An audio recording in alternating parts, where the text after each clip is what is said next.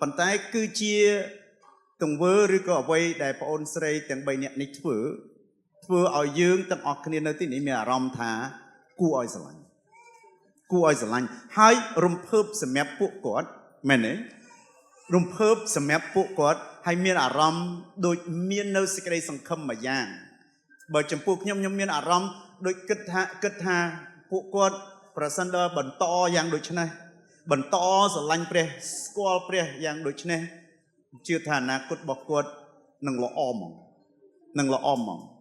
ហើយនឹងគឺជាសេចក្តីប៉ងប្រាថ្នារបស់មេត្តាបិតាដែលជាគ្រីស្ទបរិស័ទគឺយើងចង់ឃើញកូនរបស់យើងហើយចំពោះយាយចំពោះពូចំពោះមីងដែលជាគ្រីស្ទបរិស័ទប្រាថ្នាចង់ឃើញកូនឬក៏ចៅឬក៏ក្មួយរបស់យើងបានស្រឡាញ់ព្រះអង្គស្គាល់ព្រះអង្គមានទំនាក់ទំនងជាមួយនឹងព្រះអង្គហើយនេះគឺជាសេចក្តីសុខនេះគឺជាសន្តិភាពមួយយ៉ាង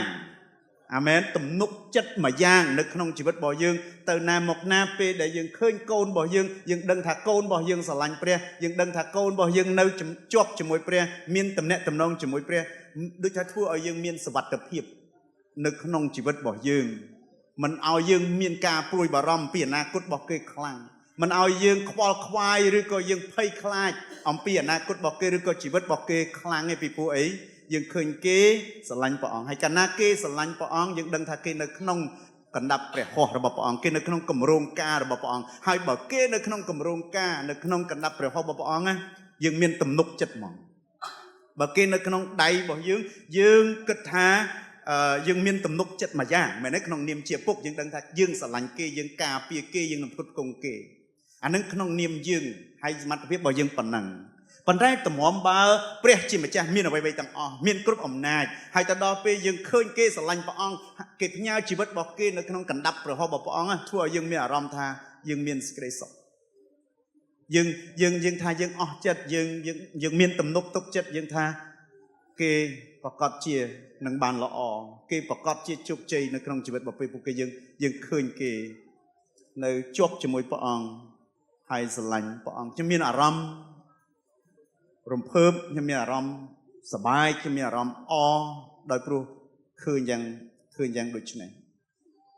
ក្រុមជំនុំរបស់យើងមានក្រុមជំនុំកុមារហើយគោលបំណងនៃក្រុមជំនុំកុមារដែលយើងហៅថា Power Kid ហ្នឹង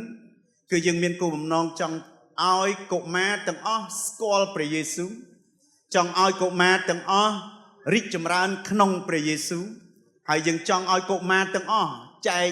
ចាយព្រះយេស៊ូវចែករំលែកព្រះយេស៊ូវនេះគឺជាគោលបំណង3នៅក្នុងក្រុមជំនុំកុមារហើយប្រសិនបើទាំងអស់គ្នានៅទីនេះបើមានក្មួយមានកូនមានចៅសូមលើកទឹកចិត្តឲ្យពួកគេចូលក្នុងក្រុមជំនុំកុមារពីព្រោះនៅក្នុងក្រុមជំនុំកុមារគេនឹងអាចមានឱកាសស្គាល់ព្រះយេស៊ូវរីកចម្រើនក្នុងព្រះយេស៊ូវហើយគេអាចចែករំលែកព្រះយេស៊ូវពេលដែលគេស្គាល់ព្រះយេស៊ូវគេរីកចម្រើនក្នុងព្រះយេស៊ូវគេនឹងចែកចាយទៅដល់អ្នកដទៃអំពីព្រះយេស៊ូវនៅក្នុងក្រុមជំនុំកុមារក៏ជាកន្លែងមួយដែលយើងចង់ឲ្យកុមារស្វែងយល់ពីអំណោយទានរបស់ពួកគេហើយឲ្យគេប្រើព្រះអំណោយទាននោះខ្ញុំឃើញជារៀងរាល់អាទិត្យគេថ្ងៃច័ន្ទឡើងគេចាប់ផ្ដើម post នៅក្នុង Facebook page នៃក្រុមជំនុំរបស់យើងទាំងក្រុមជំនុំកុមារហើយទាំងក្រុមជំនុំមនុស្សធំហើយឃើញក្មេងលេងស្គរឃើញក្មេងច្រៀងគេនឹងស្វែងរកឃើញនៅអំណោយទានរបស់គេតាំងពីកុមារភាពហើយក្រោយមកគេក៏អាចប្រើព្រះអំណោយទានរបស់គេដើម្បីបម្រើហើយលោកអ្នកពេលដែលយើងឃើញកូនរបស់យើងស្រឡាញ់ព្រះអង្គឃើញកូនរបស់យើងបម្រើព្រះអង្គឃើញកូនរបស់យើងប្រើព្រះអំណោយទានរបស់គេដើម្បីបម្រើព្រះអង្គធ្វើឲ្យយើងមានអំណរធ្វើឲ្យយើងសប្បាយចិត្តនឹងហើយនៅក្នុងក្រុមជំនុំកុមារក៏ជាកន្លែងមួយដែលយើងឲ្យកុមារបង្កើតមិត្តភាពជាមួយគ្រីស្ទបរិស័ទកុមារដែលជាគ្រីស្ទបរិស័ទផ្សេងទៀតដែរដែលថាកុមារនឹងគាត់ទៅរៀននៅសាលាហើយនៅសាលាគាត់មានពួកម៉ាក់ដែលមិនមែនជាគ្រីស្ទបរិស័ទ មិត្តភ័ក្តិរបស់គាត់មិត្តរួមថ្នាក់របស់គាត់មិនមែនជាគ្រីស្ទបរិស័ទគាត់មានតំណែងគាត់ស្គាល់គ្នាជាមួយនឹងពួកម៉ាក់ដែលមិនមែនជាគ្រីស្ទបរិស័ទប៉ុន្តែកន្លែងមួយដែលគេប្រកាសថាគេនឹងអាចមានមិត្តភ័ក្តិជាគ្រីស្ទបរិស័ទដែរគឺនៅក្នុងក្រុមជំនុំហើយក្នុងក្រុមជំនុំហ្នឹងមិនមែនតែនៅក្នុងក្រុមជំនុំធំប៉ុន្តែនៅក្នុងក្រុមជំនុំនៃមនុស្សធំប៉ុន្តែនៅក្នុងក្រុមជំនុំនៃកុមារអញ្ចឹងគេស្គាល់គ្នាគេរៀននៅតាមថ្នាក់ក្នុងវ័យអាយុរបស់គេហើយគេក៏ធ្វើសកម្មភាពគេធ្វើកិច្ចការជាក្រុមជាមួយគ្នាហើយគេបង្កើតជាមិត្តហើយគេស្គាល់គ្នាជាបងប្អូនក្នុងព្រះគ្រីស្ទតាំងពីវ័យជាកុមារទៅហើយនេះគឺសំខាន់មែនទែនហើយក្រុមជំនុំរបស់យើង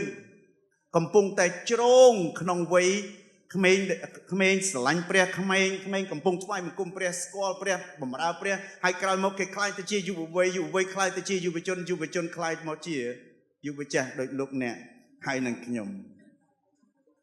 ហើយក្រុមជំនុំកុមារក៏ជាកន្លែងដែលយើងចង់ផ្ដល់និងធ្វើឲ្យមានសុវត្ថិភាពជាទីបំផុតសុវត្ថិភាពសម្រាប់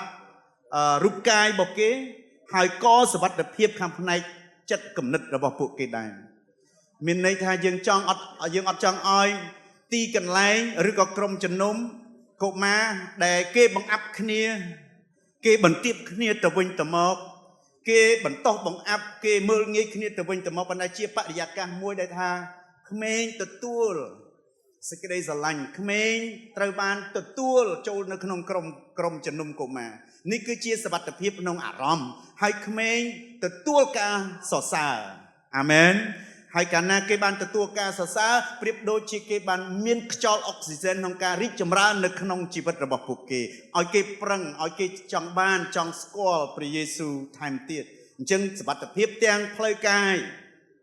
ហើយសុវត្ថិភាពទាំងផ្លូវចិត្តនៅក្នុងក្រុមជំនុំកុមារដែលមានបន្ទប់ប្រជុំស្អាតល្អអនាម័យនៅខាងលើចឹងលោកអ្នកដែលមានកូនមានក្មួយវ័យបែបជាកុមារអាចចូលរួមនៅនោះបានខ្ញុំលើកទឹកចិត្តលោកអ្នក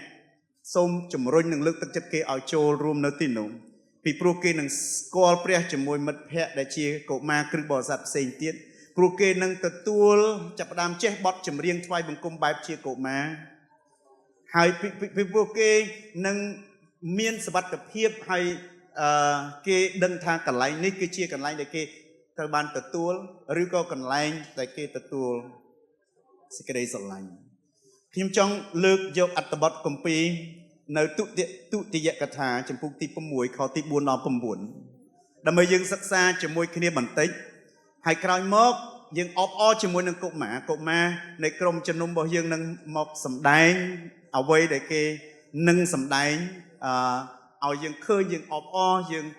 រីករាយជាមួយនឹងគេអាមែនហើយក្រុមជំនុំរបស់យើងចង់និយាយចេះកុមារមិនរំខានយើងទេកុមារមិនមែនជាសេចក្តីរំខានដល់យើងទេអាមែនពេលដែលឃើញកុមារយើងអបអរយើងបង្ហាញយើងផ្ដល់សេចក្តីស្រឡាញ់ទៅដល់កូនឬក៏ក្មេងអញ្ចឹងបានខ្ញុំនិយាយថាក្មេងរបស់យើងអាមែនកូនរបស់យើងចៅរបស់យើងក្មួយរបស់យើងមើលនៅខទី4ហើយនេះជាព្រះបន្ទូលរបស់ព្រះទៅកាន់ជនជាតិអ៊ីស្រាអែលហើយបានចែងថាអ៊ីស្រាអែលអើយចូលស្ដាប់មានតែព្រះអង្គម្ចាស់ជាព្រះរបស់យើងមួយព្រះអង្គគត់ដែលពិតជាព្រះអង្គម្ចាស់មានព្រះអង្គម្ចាស់របស់យើងតែមួយអង្គគត់ដែលពិតជាព្រះជាម្ចាស់ដែលជាព្រះជាម្ចាស់ដ៏ពិតតែមួយអង្គជាព្រះដែលបង្កើតពិភពលោកនិងផែនដីជាព្រះដែលបង្កើតនិងផ្ដល់អាយុជីវិតទៅដល់មនុស្សនៅលើផែនដីជាព្រះដែលបានបង្កើតមនុស្សឲ្យជាតំណាងរបស់ព្រះអង្គហើយអត្ថបទគម្ពីរនេះចែងប្រាប់ថាមានព្រះតែមួយគត់ហើយព្រះដែលមួយគត់នោះគឺជាព្រះរបស់យើងហើយនេះគឺជាអ្វីដែលព្រះអង្គគប់សពតិឲ្យជនជាតិអ៊ីស្រាអែលទទួលស្គាល់សពតិឲ្យជនជាតិអ៊ីស្រាអែលទទួលស្គាល់ហើយនេះគឺជាអ្វីមួយដែលយើងទាំងអស់គ្នាដែលហៅថាជាគ្រិស្តបរិស័ទក្នុងនាមជាគ្រិស្តបរិស័ទទទួលស្គាល់ថាយើងមានព្រះដ៏ពិតតែមួយអង្គហើយព្រះដ៏ពិតតែមួយអង្គនឹងគឺជាព្រះដែលយើងកំពុងគោរពបម្រើហើយព្រះអង្គមានព្រះនាមថាព្រះយេស៊ូវគ្រីស្ទអាមែនហើយនេះពេលដែលព្រះបន្ទូលនេះចែងគឺបានចែងទៅកាន់ជនជាតិអ៊ីស្រាអែលគ្រប់វ័យទាំងក្មេងទាំងយុវវ័យទាំងយុវជនទាំងមនុស្សធំ ព្រះអង្គសពតិឲ្យជនជាតិអ៊ីស្រាអែលចាំអត់ភ្លេចចង់ឲ្យជនជាតិអ៊ីស្រាអែលទទួលស្គាល់ក្នុងមួយជីវិតរបស់គេទទួលស្គាល់ជាសហគមន៍អ៊ីស្រាអែលទទួលស្គាល់ក្នុងនាមជាប្រទេសជាតិមួយថាព្រះអង្គម្ចាស់របស់យើងគឺជាព្រះតែមួយអង្គពិតដ៏ពិតតែមួយអង្គហើយដល់ពេលខទី5អ្នកត្រូវស្រឡាញ់ព្រះអង្គម្ចាស់ជាព្រះរបស់អ្នកឲ្យអស់ពីចិត្តគំនិតឲ្យអស់ពីស្មារតីនិងអស់ពីកម្លាំងកាយបន្ទាប់ពីអ្នកទទួលស្គាល់ថាព្រះដ៏ពិតប្រាកដតែមួយអង្គនោះគឺជាព្រះរបស់អ្នកទទួលស្គាល់ជឿអញ្ចឹងហើយព្រះអង្គបង្គាប់ទៅដល់ជនជាតិអ៊ីស្រាអែលថាអ្វីដែលអ្នកគួរធ្វើចំពោះព្រះដ៏ពិតប្រាកដតែមួយអង្គនោះគឺអីគេត្រូវស្រឡាញ់ព្រះអង្គអស់ពីចិត្តអស់ពីគំនិតអស់ពីស្មារតីរបស់អ្នកលោកអ្នកព្រះអង្គមានព្រះបន្ទូលយ៉ាងដូចនេះទៅជនជាតិអ៊ីស្រាអែលជាព្រះសហគមន៍របស់ព្រះអង្គជនជាតិប្រជាជាតិរបស់ព្រះអង្គប៉ុន្តែព្រះអង្គក៏មានព្រះបន្ទូលយ៉ាងដូចនេះទៅកាន់បុគ្គលម្នាក់នៃជនជាតិអ៊ីស្រាអែលហើយព្រះអង្គក៏មានព្រះបន្ទូលយ៉ាងដូចនេះទៅកាន់គ្រួសារមួយគ្រួសាររៀងខ្លួននៅក្នុងប្រទេសអ៊ីស្រាអែលដែរហើយព្រះអង្គចង់ឲ្យបុគ្គលម្នាក់នៅក្នុងប្រទេសអ៊ីស្រាអែលជនជាតិអ៊ីស្រាអែលទទួលស្គាល់ថាព្រះដ៏ពិតតែមួយអង្គដែលបង្កើតអ្វីៗទាំងអស់ដែលមានបច្ចុប្បន្នគង់នៅនឹងគឺជាព្រះរបស់យើងនឹងហើយព្រះរបស់យើងនឹងហើយគឺជាព្រះដ៏ពិតប្រាកដតែមួយអង្គហើយព្រះដ៏ពិតប្រាកដតែមួយអង្គនឹងយើងត្រូវធ្វើម៉េចជាមួយនឹងព្រះអង្គយើងស្រឡាញ់ព្រះអង្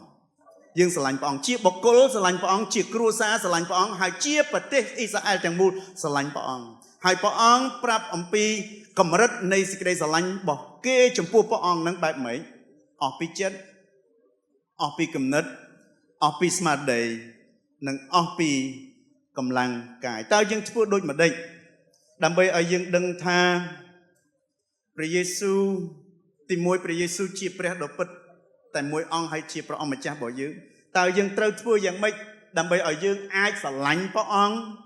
អស់ពីចិត្តអស់ពីគំនិតអស់ពីស្មារតីនិងអស់ពីកម្លាំងលោកអ្នកខបន្ទាប់ខទី6ខទី6បានចែងប្រាប់យើងថាដើម្បីយើងអាចស្គាល់ព្រះអង្គអស់ពីចិត្តអាចស្គាល់ព្រះអង្គជាព្រះដ៏ពិតតែមួយអង្គហើយយើងអាចស្រឡាញ់ព្រះអង្គអស់ពីចិត្តអស់ពីគំនិតនៅខទី6បានចែងថាគឺត្រូវទុកឲ្យព្រះបន្ទូលរបស់ព្រះជាម្ចាស់នៅថ្ងៃនេះដក់ជាប់នៅក្នុងចិត្តរបស់អ្នកជានិច្ច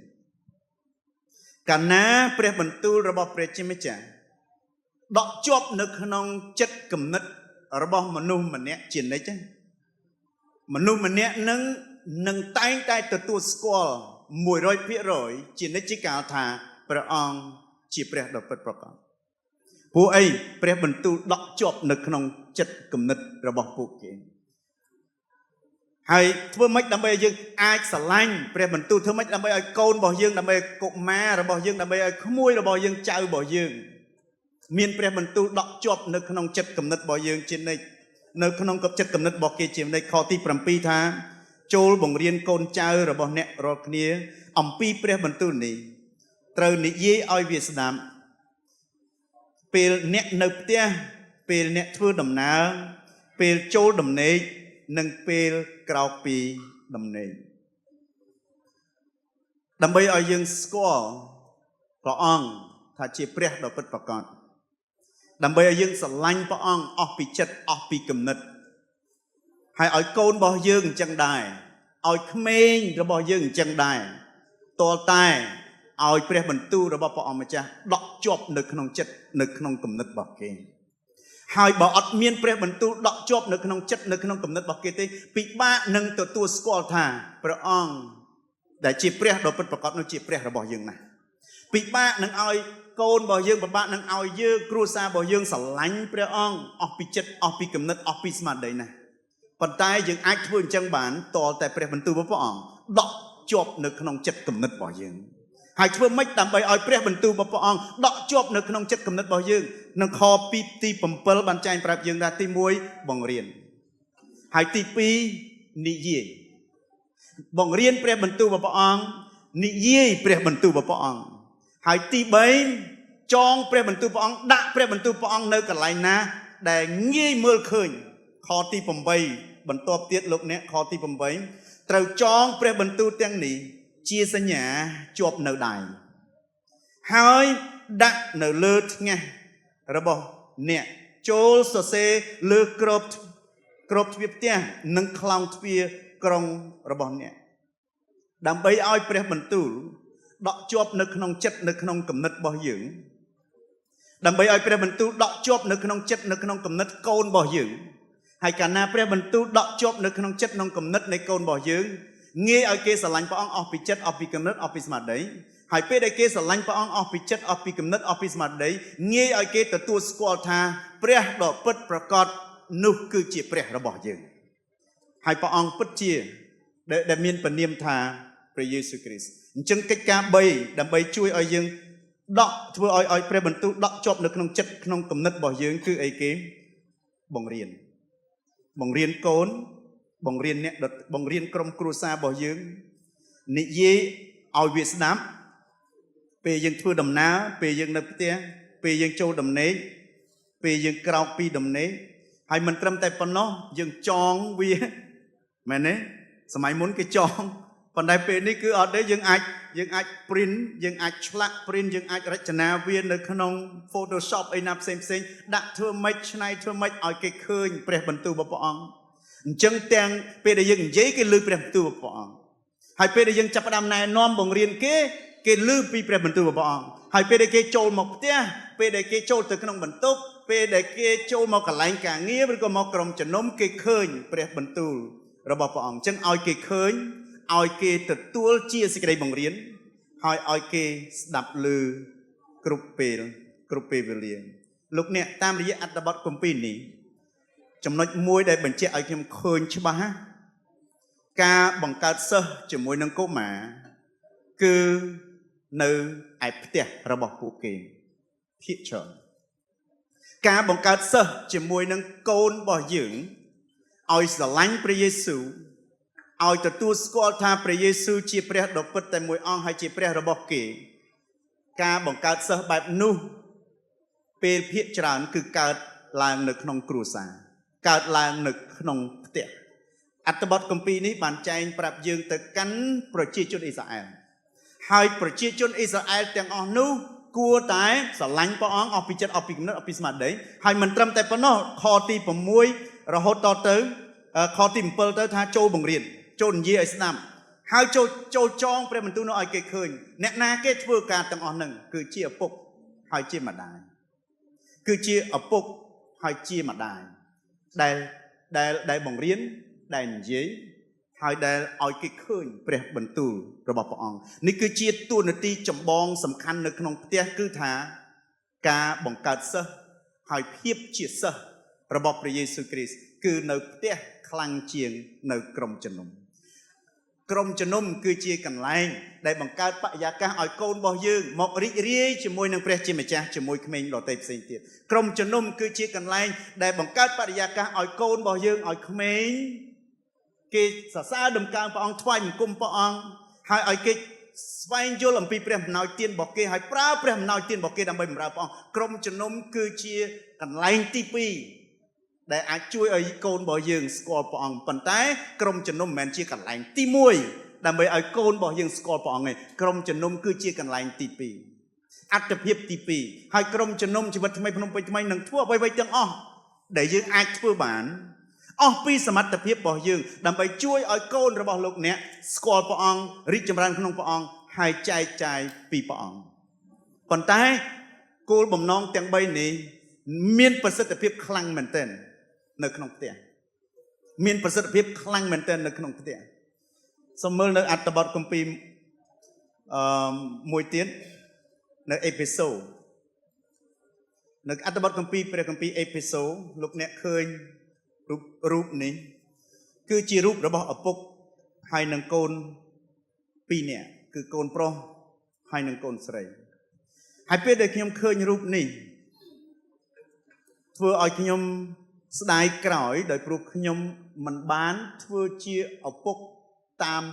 ការគួរនិងការល្អបំផុតក្នុងការចំណាយពេលបរៀនព្រះបន្ទូលរបស់ព្រះអង្គទៅកាន់កូនរបស់ខ្ញុំឲ្យបានច្រើនខ្ញុំស្ដាយក្រោយដែលខ្ញុំអត់បានបង្រៀនទៅដល់កូនរបស់ខ្ញុំបានច្រើនតាមដែលខ្ញុំចង់បានប៉ុន្តែកូនរបស់ខ្ញុំ ទទួលសេចក្តីបង្រៀនច្រើនពីព្រះបន្ទូលព្រះអង្គពីម្ដាយរបស់គេភាគច្រើននៅក្នុងការសិក្សាជាមួយនឹងការអប់រំរបស់គេប៉ុន្តែនៅក្នុងក្រុមជំនុំរបស់យើងនៅក្នុងជីវិតរបស់យើងជាគ្រួសារយើងអត់ឲ្យក្រុមជំនុំជាអត្តភាពទី2ទី3ជាក្រុមជំនុំគឺជាអត្តភាពទី1ក្នុងចំណោមកិច្ចការដែលយើងធ្វើជាគ្រួសារក្នុងចំណោមកិច្ចការដែលយើងធ្វើជាគ្រួសារក្រុមជំនុំគឺជាអត្តភាពទី1ហើយយើងទៅក្រុមជំនុំជាមួយគ្នាយើងបម្រើក្រុមជំនុំជាមួយគ្នាយើងលះបង់សម្រាប់ក្រុមជំនុំមួយគ្នាយើងទទួលពីក្រុមជំនុំជាមួយគ្នាពេលមួយខ្ញុំរៀងពិបាកក្នុងការបែងចែកថាតើអ្វីទៅជាអត្តភាពទី1អ្វីទៅជាអត្តភាពទី2ហើយនិងទី3ពួកខ្ញុំទទួលសេចក្តីបង្រៀនច្រើនពីមនុស្សផ្សេងហើយមានសេចក្តីបង្រៀនមួយគេបង្រៀនថា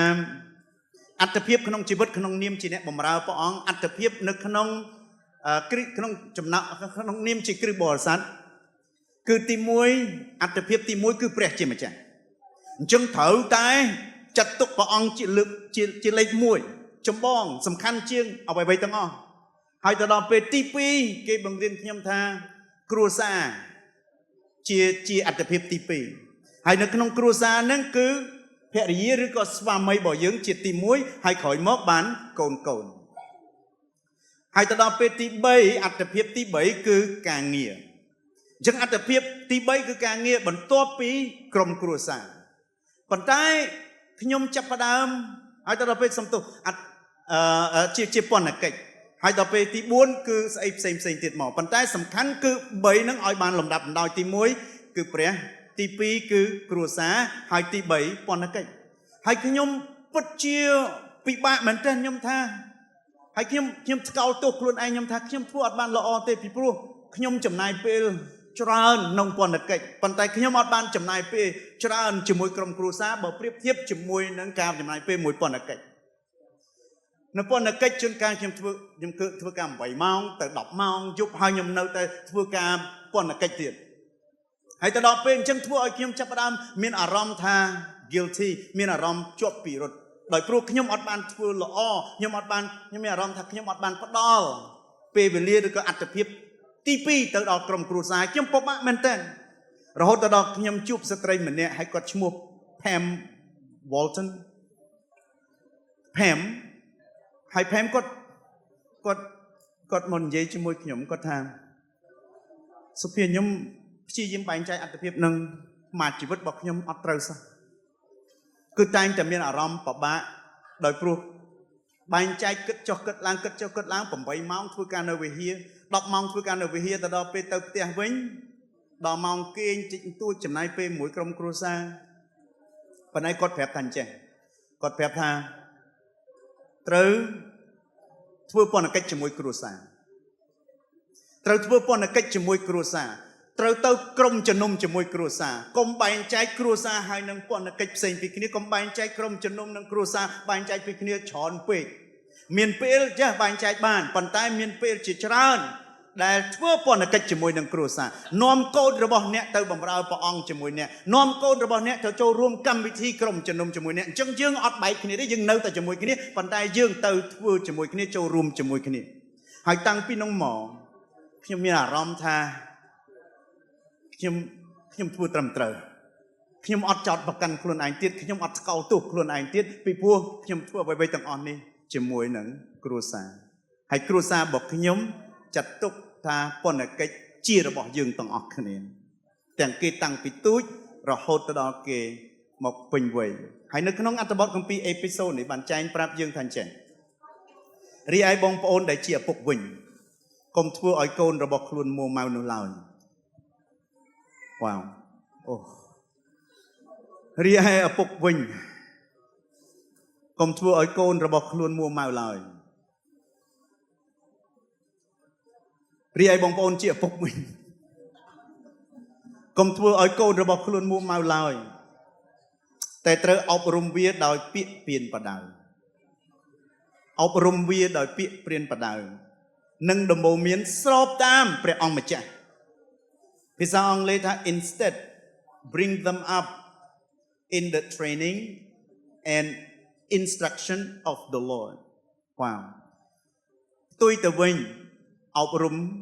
ព្រានបដៅបង្រៀនគេក្នុងសេចក្តីបង្រៀនរបស់ព្រះអង្គក្នុងសេចក្តីបង្រៀនរបស់ព្រះអង្គអ្នកដែលងាយឆេវឆាវជាងគេគឺឪពុកអ្នកដែលងាយធ្វើឲ្យកូនមួម៉ៅគឺឪពុកប៉ុន្តែប្រសិនបើឪពុកគិតឲ្យបានច្រើនអំពីតួនាទីរបស់ខ្លួនក្នុងនាមជាឪពុកឲ្យស្របតាមព្រះបន្ទូលរបស់ព្រះអង្គវានឹងជួយបានច្រើនការខ្ញុំចង់ប្រាប់ចេះឪពុកទាំងអស់ជួនកាលអ្វីដែលយើងត្រូវការមុនគេមិនជាចំណេះដឹងនៃព្រះបន្ទូលព្រះអង្គមិនចាំបាច់តតតែបង្រៀនក្តែងមិនចាំបាច់តតតែលើកខគម្ពីរមកកាន់កូនរបស់យើងឯងអ្វីដែលយើងចាំបាច់យើងផ្ដល់ឲ្យកូនយើងមុនគេគឺការអត់ធ្មត់ពេលដែលយើងឲ្យទៅកូនរបស់យើងនៅការអត់ធ្មត់មុនអ្វីទាំងអស់វានឹងផ្លាស់ប្ដូរស្ថានភាពកលៈទេសៈនៅក្នុងជីវិតរបស់កូនរបស់យើងមកការអត់ធ្មត់ហើយនឹងគឺជាអ្វីមួយដែលពិបាកឲ្យជាងគេក្នុងនាមជាមនុស្សផងព្រោះមនុស្សប្រុសចង់សម្ដែងចេញមកនៅរិទ្ធមែនទេចង់សម្ដែងរិទ្ធខ្លាំងរបស់ខ្លួនចង់សម្ដែងអំណាចរបស់ខ្លួនវាជាលក្ខណៈធម្មជាតិរបស់មនុស្សហ្មងហើយប្រសិនបើមនុស្សប្រុសចេះគ្រប់គ្រងអានឹងបានសូមឲ្យព្រះគុណរបស់ព្រះអង្គម្ចាស់គ្រប់គ្រងធ្វើម៉េចកុំឲ្យខ្លួនឯងឆេវឆាវហើយចាប់ផ្ដើមចេះអត់ធ្មត់ឲ្យបានច្រើនបញ្ហាច្រើននឹងត្រូវបានដោះស្រាយឬក៏បញ្ហាច្រើនដែលគួរតែមានរឿងរ៉ាវច្រើនដែលគួរកើតចេញជាបញ្ហាវាលែងទៅជាបញ្ហាដោយព្រោះអីគេការអត់ធ្មត់ហើយការអត់ធ្មត់គឺសំខាន់មែនតើគឺជាកាដូមួយដែលទីបំផុតពេលដែលយើងចាស់យើងនឹង celebrate យើងនឹងអបអរសាទរអូខ្ញុំបានឲ្យកាដូមួយទៅគ្រួសាររបស់ខ្ញុំបានឲ្យកាដូមួយទៅដល់កូនរបស់ខ្ញុំដោយព្រោះអីខ្ញុំបានអត់ធ្មត់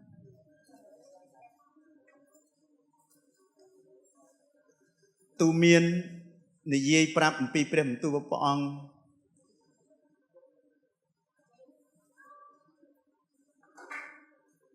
លោកអ្នកទាំងអស់គ្នានៅទីនេះដែលជាអ្នកដែលមានគ្រួសារឬអ្នកដឹកនាំគ្រួសារយើងត្រូវជ្រើសរើសសម្រាប់គ្រួសាររបស់យើងត្រូវជ្រើសរើសសម្រាប់គ្រួសាររបស់យើងថាតើគ្រួសាររបស់យើងគឺជាគ្រួសារគ្រីស្ទបរិស័ទហើយជាគ្រីស្ទបរិស័ទរឹងមាំជាគ្រីស្ទបរិស័ទដែលបម្រើព្រះហើយយើងចង់ឲ្យកូនរបស់យើងជាគ្រីស្ទបរិស័ទរឹងមាំមួយជីវិតរបស់គេឲ្យគេបម្រើព្រះឲ្យគេស្គាល់ព្រះយើងត្រូវជ្រើសរើសថ្ងៃនេះគឺយើងជ្រើសរើសហើយក្រុមជំនុំជីវិតថ្មីក៏ត្រូវជ្រើសរើសមិនជ្រើសរើសថាតើយើងចង់ឃើញពន្ធកិច្ចកុមារនៅក្នុងក្រុមជំនុំនេះយ៉ាងម៉េចហើយថ្ងៃនេះជាថ្ងៃសិទ្ធិកុមារថ្ងៃនេះគឺជាថ្ងៃដែលយើងរំលឹកអំពីសិទ្ធិរបស់កុមារឬក៏កុមារដែលព្រះអង្គសពតិឲ្យមាននៅលើផែនដីហើយកុមារដែលព្រះអង្គទ្រង់ប្រទានមកឲ្យក្រុមជំនុំរបស់យើងត្រូវជ្រើសរើសលោកអ្នកថ្ងៃនេះយើងត្រូវជ្រើសរើសថាតើពីនេះទៅខ្ញុំគួរប្រព្រឹត្តយ៉ាងបែបដូចនេះបែបដូចម្ដេចចំពោះកុមារហើយបងប្អូនមួយចំនួននៅទីនេះដែលមានបំណងប្រាថ្នាចង់បម្រើព្រះអង្គដែរប៉ុន្តែ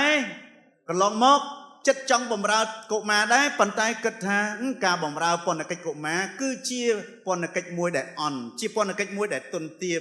ហើយហត់អូអញញ៉ាយលោកអ្នកថ្ងៃនេះយើងត្រូវជ្រើសរើសថាតើយើងផ្ដល់តម្លៃឲ្យកុមារយើងវិនិយោគចូលក្នុងជីវិតរបស់កុមារពីព្រោះកុមារទាំងអស់នោះនឹងលែងជាកុមារ10ឆ្នាំទៀតទៅលែងជាកុមារ20ឆ្នាំទៀតទៅលែងកុមារប៉ុន្តែគេបានคล้ายទៅជាពេញវ័យបែបយ៉ាងណាអាស្រ័យទៅលើអ្វីដែលគេទទួលបានពេលដែលគេក្នុងវ័យកុមារហើយក្នុងអត្ថបទគម្ពីរមួយលោកយូស្វេចុងបញ្ចប់ពាក្យចុងក្រោយរបស់គាត់គាត់និយាយទៅកាន់សហគមន៍អ៊ីស្រាអែលថាអញ្ចឹងគាត់និយាយទៅកាន់សហគមន៍អ៊ីស្រាអែលថាប៉ុន្តែបើអ្នករាល់គ្នាមិនពេញចិត្តគោរពបម្រើព្រះអង្គម្ចាស់ទេចូលជ្រើសរើសយកព្រះណាមួយដែលអ្នករាល់គ្នាពេញចិត្តនឹងគោរពបម្រើនៅថ្ងៃនេះទៅ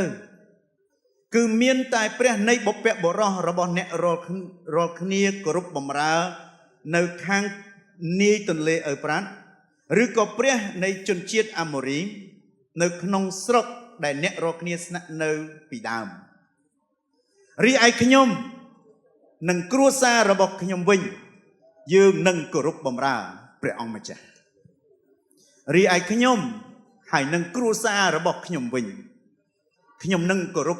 បម្រើព្រះជាម្ចាស់ហើយនេះគឺជាអត្ថបទគម្ពីរនៅទុតិយកថាមិននិយាយថាអោជនជាតិអ៊ីស្រាអែលអើយព្រះអង្គម្ចាស់នៃពិភពលោកទាំងមាននៃពិភពលោកទាំងមូលមានតែមួយអង្គគត់ហើយព្រះអង្គម្ចាស់នៃពិភពលោកទាំងមូលដែលមានតែមួយអង្គនោះព្រះអង្គទ្រង់គឺជាព្រះរបស់យើងត្រូវគោរពស្រឡាញ់ព្រះអង្គអស់ពីចិត្តអស់ពីគំនិតអស់ពីស្មារតីអស់ពីប្រាជ្ញាហើយដើម្បីឲ្យទទួលស្គាល់ថាព្រះអង្គជាព្រះនៃពិភពលោកទាំងមូលដ៏ពិតតែមួយអង្គគឺត្រូវតែឲ្យព្រះបន្ទូលដកជាប់នៅក្នុងចិត្តហើយដើម្បីឲ្យព្រះបន្ទូលដកជាប់នៅក្នុងចិត្តយើងធ្វើកិច្ចការ3គឺយើងអីគេបង្រៀនព្រះបន្ទូលរបស់ព្រះអង្គយើងនិយាយព្រះបន្ទូលរបស់ព្រះអង្គហើយយើងបង្ហាញឲ្យគេឃើញព្រះបន្ទូលរបស់ព្រះអង្គហើយជាពិសេសការបង្ហាញការបង្រៀនការនិយាយនឹងវាកើតឡើងច្រើនជាងគេដល់កូនរបស់យើងគឺនៅផ្ទះរបស់យើងអានព្រះគម្ពីរឲ្យគេស្ដាប់តាំងពីគេនៅតូច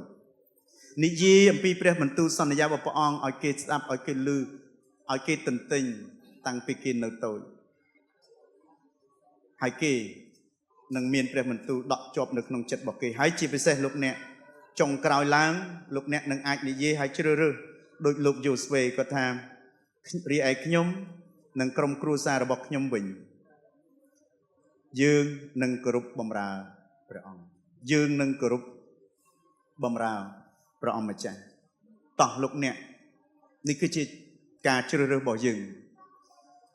ហើយយើងមានជំរើស2ដោយលោកយូស្វេមិញគាត់ថាយើងមានជំរើស2បើលោកអ្នកមិនយល់ព្រម